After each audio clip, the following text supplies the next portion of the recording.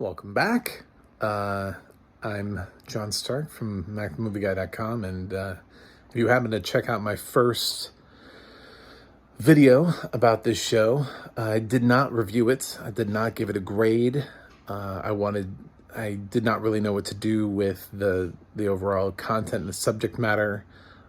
Just a couple days ago, we recognized the 6th anniversary of the Pulse Massacre shooting that lost 49 lives and inspired this Queer as Life remake, reboot, whatever you want to call it, that starts with a mass shooting in a gay nightclub in New Orleans.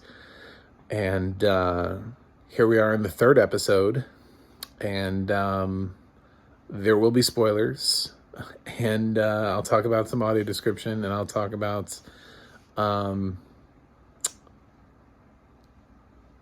I guess my thoughts. Maybe I'll actually give this a grade. I've started to develop some thoughts on the series. So, interestingly, this episode in general featured less sex, which, considering it was the least, it was the episode of where you probably could have gotten away with more of it. Considering the other episodes were really heavy, this one is not as heavy thematically.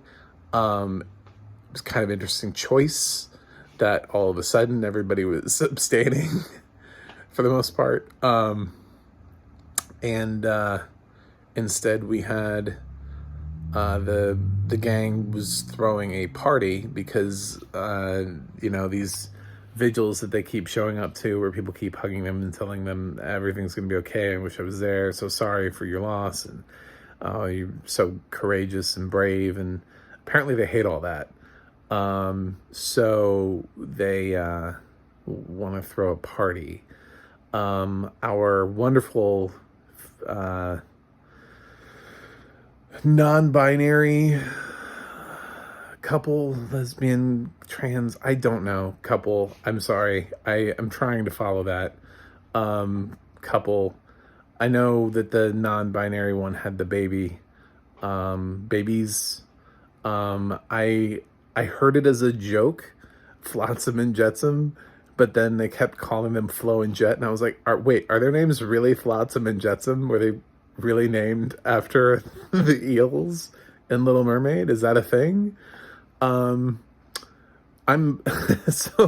like slightly bizarrely concerned for babies that don't actually exist. It's an interesting choice. I mean, I'm sure there's always a reason behind things. And I know that's not the first time that Flotsam and Jetsam have been used as a name, but somebody listened to The Little Mermaid and was like, ooh, Flotsam and Jetsam. You can't name your twins Tristan and Isolde without people being like, oh, or Romeo and Juliet, without people having an idea and being like, that's weird. They were lovers. Why did you name your twin brother and sisters after that? I mean, it just sort of, sometimes a name gets ruined by pop culture and you just can't help it. But I liked where their storyline was going. I liked that, she was kind of getting desperate with the twins and they weren't feeding, and Brody's, is that his name? Brody's mother? I feel like that's his name. Came in and was willing to help out, and she was all like, why didn't you tell me that you had, he's like, I didn't have babies, I just donated. And but she's there to help out with these babies, and she gives some wisdom and advice to a new mother. She seems like an interesting character, so we'll see where she goes. Ming decided to go in a different direction, and it seems to be just, I don't know if it's because of the fallout of the shooting. I think Ming is just young and had his heart broken, and is going a little bit too far by giving up everything. Because I think it's just a fallout from one specific relationship that was not really a relationship, but I guess when you're really young, things feel like they're relationships, and that's what we're supposed to be learning from Ming. is that Ming just fell hard really fast for some dude he hooked up with in a bathroom. And then, yeah, so they give, the episode kind of centers around how this guy that keeps having these events, I guess the guy that got a gig on American Horror Story has time to do events, and he's giving away free cars now. And I'm like, what is happening? I don't remember any of this happening. Did people get free cars after Pulse? I don't remember that at all. Like, I feel like that's something that somebody would have said something about. Did we give, I mean, I know there were 49 families, so that's a lot of families to give free cars to, but, you know, I just don't remember that happening. But Darius's parents get a free car, but they didn't want to pick up their son's ashes. And so everybody's kind of pissed off at them for getting the free car, but they get their justice in the end. And of course, they get to spread Darius's ashes, and everybody seems to be moving in a logical progression.